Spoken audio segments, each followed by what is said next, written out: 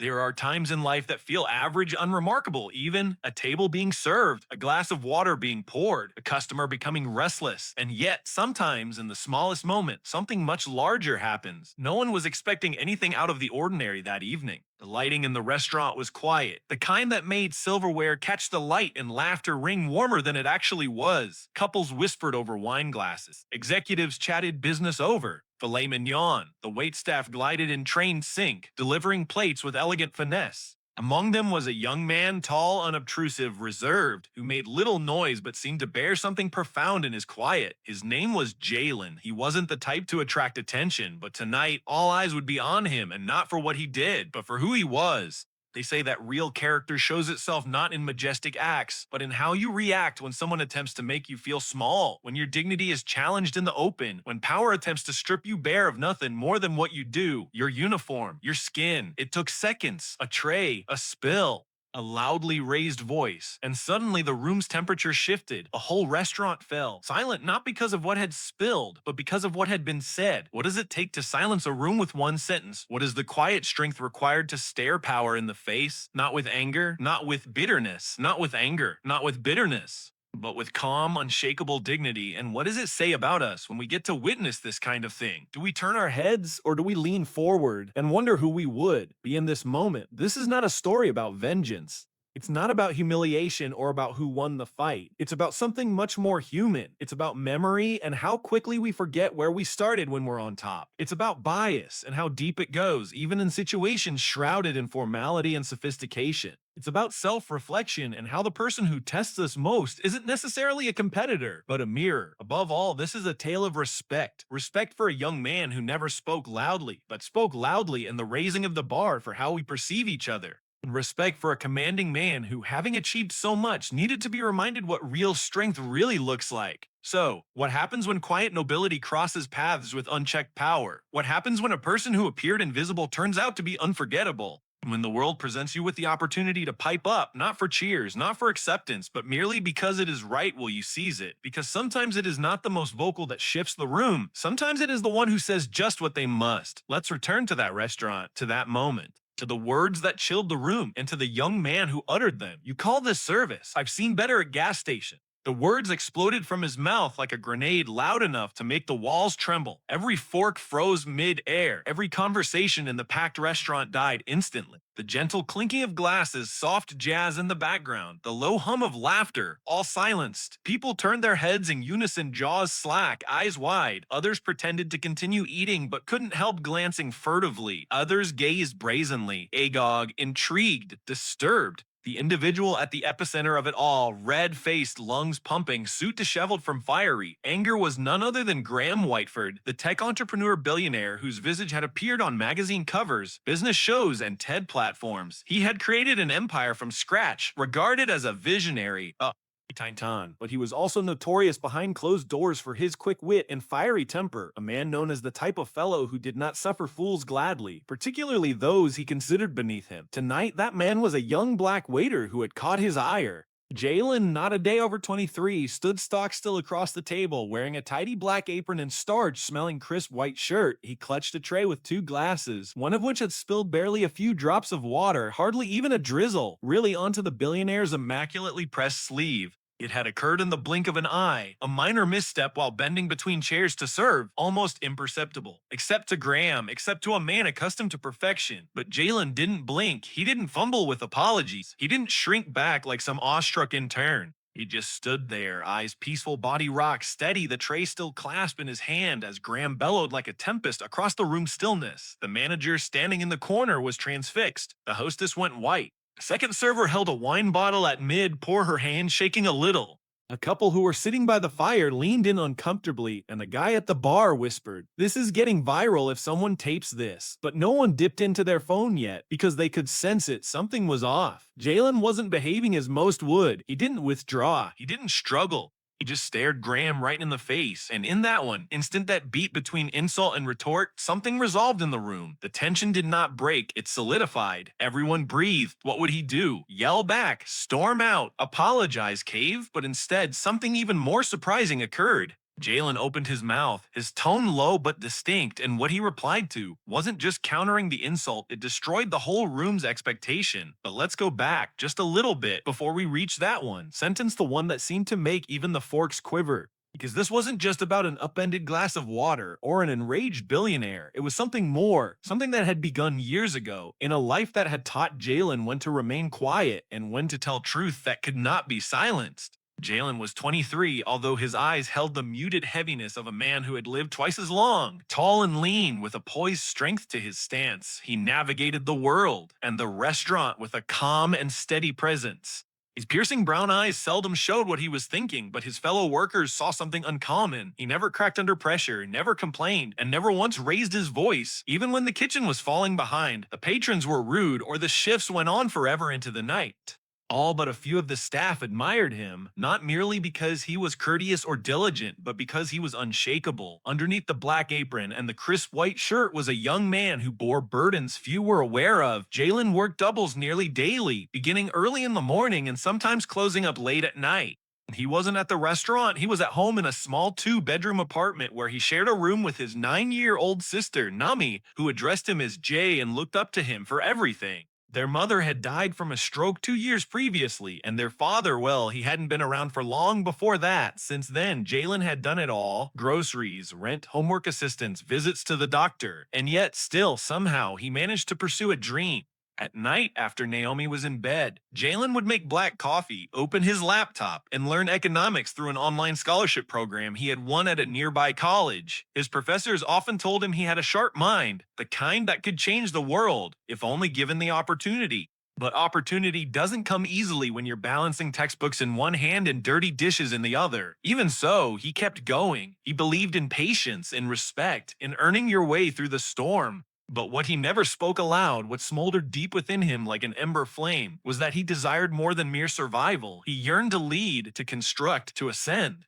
Nevertheless, regardless of how spotless his attire was, how well he greeted visitors, or how daintily he balanced the tray, there were inevitably individuals such as Graham, men who lacked vision, only status, who did not notice a young man with promise, only a waiter not worth getting to know. That evening had been much like any other. The restaurant was abuzz with business lunches, date evenings, and hushed proposals. Jalen had already cleared 4 tables, resolved 2 complaints nicely, and even assisted a little boy who spilled cranberry sauce all over his blazer. He never broke pace, never sighed. Just moved, efficient, focused. When he finally came to table 6, where Graham Whitford was alone studying something on his tablet, Jalen delivered his standard greeting, warm but quiet. "Good evening, sir. Still or sparkling water, please." No smile greeted him, only a preoccupied nod. Jalen leaned slightly, angling the bottle just so, always careful. But in that instant, perhaps the glass was tilted at the wrong angle. Perhaps his hand trembled slightly from the long stretch. A tiny splash erupted, a single drop, hardly bigger than a tear, and fell close to the edge of Graham's designer cuff. Might have passed without notice, could have been scrubbed away by a napkin and a smile, but that wasn't Graham's way. With a resounding slam that sent 3 diners at other tables leaping out of their seats, Graham pounded his hand on the mahogany table, shaking silverware. His voice snapped across the room like a whip. "You call this service? Incompetent. Where's your manager? I don't pay $300 per plate to be soaked like I'm in some fast food establishment." Head swiveled, a fork fell to the floor. One woman's phone dropped. Jalen stiffened,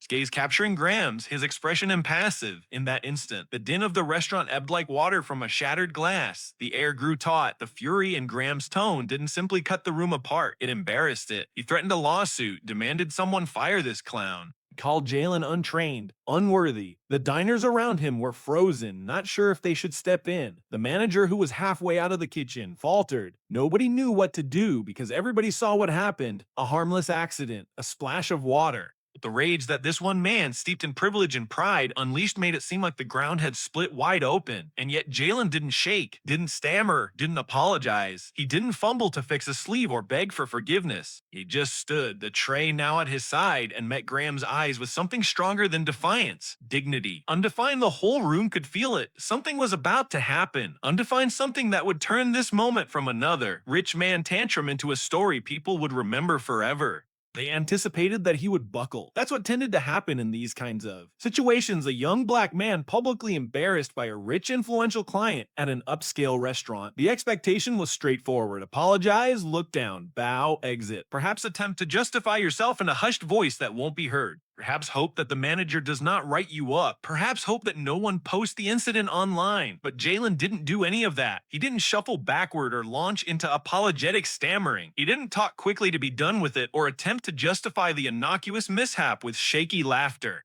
Rather, he stood rock, steady still, eyes locked, shoulders squared, breathing slow. His tray came down, but his dignity did not. And then, with a voice as calm as still water, not loud, not angry, just steady, he delivered a sentence so simple, yet so weighty that it felt like it cracked something invisible in the room. Sir, I'm serving tables today, but tomorrow I'll be running them. It wasn't just what he said, it was how he said it, without fear, without spite, just truth raw and clean and unquestionable. The room fell silent at that point, like someone had taken their hand and silenced the whole world. Forks hung suspended in midair, glasses shook a little in hands that clenched them. Even the music gentle piano playing in the background seemed to recede into a silence. Graham blinked once, twice. His anger stopped dead in its tracks by confusion. "What did you say?" he asked, not quite believing what he had just heard. And Jalen, still unwavering, repeated it, this time even slower, each word hitting like a beat of a drum. "I said, I'm serving tables today, but tomorrow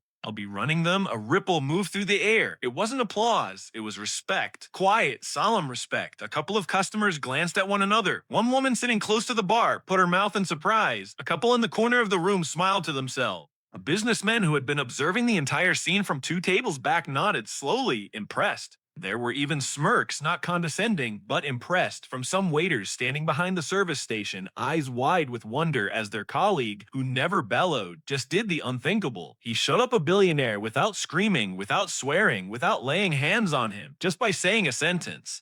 Jalen didn't say it for show. He didn't say it for appreciation or applause. He told them because it was true. Just a week ago, he had received an offer letter from a top business school, an elite MBA program that accepted only the best and the brightest. His professors had labeled him CEO material. Not for his GPA, but for how he led group work, mentored struggling students, and strategized 10 steps ahead. His writings had talked about resilience. His interview had stunned the admissions committee to silence. They didn't merely look at a server from a poor neighborhood, they saw a leader in waiting. But none of those in this restaurant realized that. Graham didn't. To him, Jalen was merely a name tag, just a server, just someone who was supposed to melt away. But now, and then Graham stood there, shaken in a manner he couldn't quite put into words, because that sentence, those 11 words, reminded him of something he had long forgotten. Humility reminded him that greatness doesn't always stroll in wearing Armani suits. Sometimes it strolls in with scuffed shoes and a weary smile. Reminded everyone in that room that ambition isn't a luxury, it's a flame.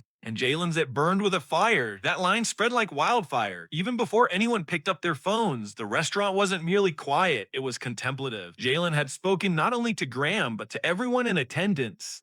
That worth isn't measured by wealth, and your position now doesn't dictate your power later. He redefined the moment in his one sentence. He changed the dynamic. He claimed his place in a world that tried so hard to define people by uniforms and paychecks and skin color. His words didn't just silence the restaurant. They cracked open something deeper. The idea that no matter how high someone sits, it never gives them the right to look down on someone else. Because one day, that individual may not be simply an equal. He may be your superior. Something nobody in the restaurant was aware of, something Jalen could not have known, was that Graham Whitford had once tread his same path years ago. He was not the man who occupied the table smugly in a designer suit, tossing money about like confetti. No, then Graham was like Jalen Young, poor and invisible, the sort of man who spent his evenings washing dishes in a dirty kitchen, struggling to get by.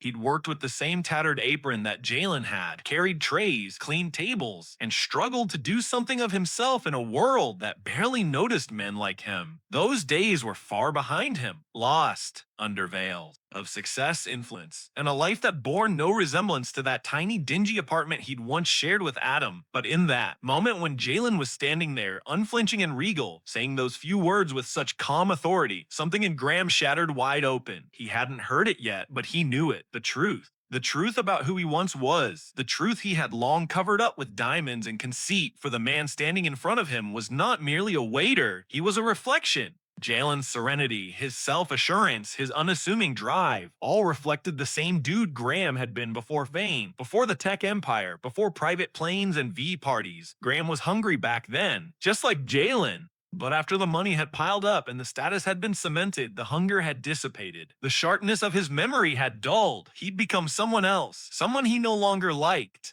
As Jalen remained motionless, clutching his tray, a heavy, suffocating silence settled on the room like a thick blanket. All eyes were on Graham now. Not only the patrons, but also the waitstaff. They were all staring, waiting to see what he would do next. Would he keep raging? Would he shame this young man further, or would he summon the strength to confront something he hadn't confronted in years? Humility. Gradually, Graham's shaking hands descended from the table. His face, which had been contorted in disgust and anger, relaxed, and for the first time in quite a while, he glanced about the space. Individuals were looking, but not with fear or obedience. No, it was with judgment, quiet though piercing, a judgment that he could not avoid.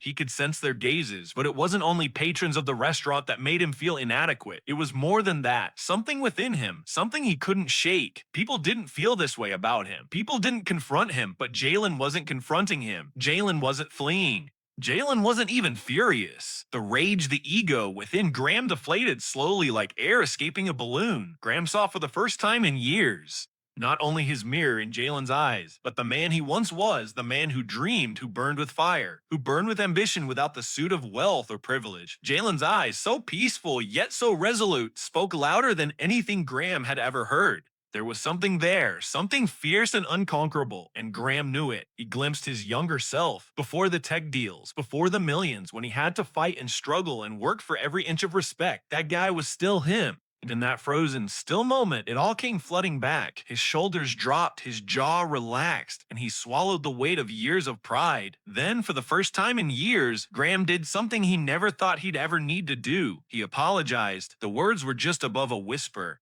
I was out of line. His voice broke just slightly, and he didn't even care. No one stirred. The entire room seemed to hold its breath. Then, slowly, Graham stood up. The other patrons who had been waiting for the blast to resume were all agog. Graham dipped into his jacket pocket and produced a shiny business card, his hand shaking a little, wordlessly. He offered it to Jalen. The whole restaurant stood silently by, agog. See me after your shift, Graham instructed, his voice softer now, but just as firm. You've got more spine than most people in my boardroom. The words hung in the air like a challenge, but also a promise. And then, for the first time in the entire exchange, Graham's face softened into something that wasn't just pride, but a genuine expression of respect. He knew what Jalen had just done, and he knew how rare it was to be able to stand before a person like Graham, a person who had it all, and not bow, not retreat, simply to tell the truth. The atmosphere in the restaurant seemed to change. The tension relaxed, the stiffness in all of their chests dissipated. Jalen didn't smile. He didn't even nod. He simply took the card, a symbol of something much bigger than a free meal or a job. It was a recognition that who you are encompasses more than what you do. And at that moment, billionaire Graham Whitford, who had it all, had learned something more valuable than money could ever teach him. Respect is not about wealth. Respect is about character. And that is something Jalen had demonstrated to him within those moments of silence. It wasn't the last time Graham saw Jalen, but for the first time, he saw the truth, and that would alter everything. Jalen never wanted to make a scene. He didn't wake up that day intending to silence a billionaire or change the atmosphere in a whole restaurant. He didn't want to go viral, hit the news, or win an argument just for pride's sake. All he ever wanted was respect, not the applause kind or the camera kind, but the quiet human kind. The kind that whispers, I see you, I value you, I know your worth. That evening, following the fade of Graham's voice and tension from the room, the restaurant hummed differently. Not with fear, but with wonder. Words spread quickly, quicker than the plates were cleared by the waitstaff. Tables previously whispering judgment now spoke in admiration. The news was relayed from server to server, from customer to customer. Did you hear what the waiter had said? Did you see him standing there? Did you see the face of the billionaire? But what lingered with people the most wasn't Jalen's statement or even Graham's apology. It was how Jalen held himself, with calm, with power, with dignity. He didn't scream. He didn't strike out. He just spoke truth so clearly that he unmanned the whole room. And that truth landed hard on people, because everyone subconsciously knows what it's like to be underestimated, overlooked, or dismissed. And when one does stand up in that instant, not aggressively, but with quiet confidence, it reminds other people of their own power as well. His shift was over. Jalen punched out just as he always did. He didn't stick around, he didn't gloat. He simply took a deep breath, stepped outside into the chilly night air, and walked home to Nami, who was sound asleep with a math book under her pillow. He pulled the blankets in around her a little tighter, made himself a cup of tea, and gazed once more at the card Graham had passed him. The following morning, curiosity and bravery took Jalen to the address on that card. A new office building downtown, floor 38. A personal assistant led him into a boardroom with a view that stretched across the city, where Graham, in a sweater now, a softer expression, sat waiting. They spoke for hours. Not only about the incident, but about life, about beginnings, about failure, about how simple it is to lose sight of where you are from when success is your new identity. They argued economics, discussed ethics, and laughed at the contrast between them, yet how much the same their stories really were. What began as a strange standoff between two very disparate men was an unlikely bonding, and Graham, for all his money and power, admitted something few men like him ever do, that he had lost touch, that he had needed someone like Jalen to remind him who he was before the world handed him everything. He offered Jalen something more than a check. He offered belief, and belief is a powerful thing when you've spent your whole life fighting to be seen, but that was not the end of it. What Jalen did not realize, and would be surprised by only weeks later, was that three others in the restaurant that evening had paid attention also. There was a venture capitalist from New York, there was a retired Stanford professor, and there was a philanthropic investor who had a special interest in education. All three had seen that flash of courage when Jalen had stood up, and all three reached out in private not merely to praise him, but to encourage him. So within a month, Jalen got official letters promising to pay for his education in full, not only for the MBA course he had been offered a place in, but for any academic course of study he should choose to pursue. One investor actually offered him a mentorship program and said, "You reminded me why I started investing in people, not just ideas." Jalen was amazed, overwhelmed, thankful, but above all, he remained humble because for him, this was not about attention, it was about genuineness. He didn't raise his voice to impress anyone. He raised his voice because he believed in something, and when you behave out of truth, the universe will at times echo that back in the most surprising manner. Months went by. Naomi observed as her brother exchanged his apron for books, his tray for a computer, his nighttime shifts for lectures and business pitches. He entered his future not like a man pursuing a dream, but like a man building it from the ground up, brick by brick, breath by breath. But he didn't enter that future alone. Because whether they were aware of it or not, all of the people in that restaurant that evening had with them a piece of Jalen's courage. That night changed him, but it changed them too. The lesson wasn't merely about disrespecting someone in authority. It was about claiming your worth, regardless of what uniform you have on or how the world attempts to tell you who you are. It was about being resilient in the face of adversity, about meeting disrespect with self-respect, and about how a single sentence spoken in authenticity can pierce through noise, ego, and bias like a shaft of light cutting through darkness. Jalen didn't just inspire a billionaire, he awakened him, and through that, he awakened something in all of us, the reminder that your current position is not your final destination, that power isn't in your paycheck, but in your character, and that the silences and the softest voices tend to have the greatest truth. Sometimes real power has nothing to do with how loud you can yell. It's in the quiet power of knowing yourself and not letting the world diminish you. Jalen didn't have to yell to be listened to. He didn't have to curse to be respected. In an instant that might have broken his spirit, he did the opposite. He stood tall, not only for himself, but for all those who've ever been underestimated, spoken down to, or pushed aside because of the work they do, the clothes they wear, or the color of their skin. He did not raise his voice, he raised the standard. And in so doing, he reminded all of us that true authority has nothing to do with money or title. It has everything to do with character, integrity, and an unwavering sense of self-worth. Exist in a world too ready to judge by looks, a world that too often confuses uniforms for boundaries and labels for who we are, but greatness does not always stride in sporting a bespoke suit. At times, it creeps in quietly, on a tray, in scuffed up shoes, and with the burden of dreams no one else notices. This tale is a reminder that the future is not reserved for the privileged few, but the determined, to those who wake each day, to those who serve with integrity, and to those who stand firm when it counts the most. Don't judge anyone by where they stand now, because tomorrow's CEO, inventor, or change agent could be today's server, cleaner, driver, or clerk. All it might take is one moment of guts, one word spoken in honesty to transform a life, or even transform the world. When that time arrives, the world won't be looking for someone who yells, but someone who knows.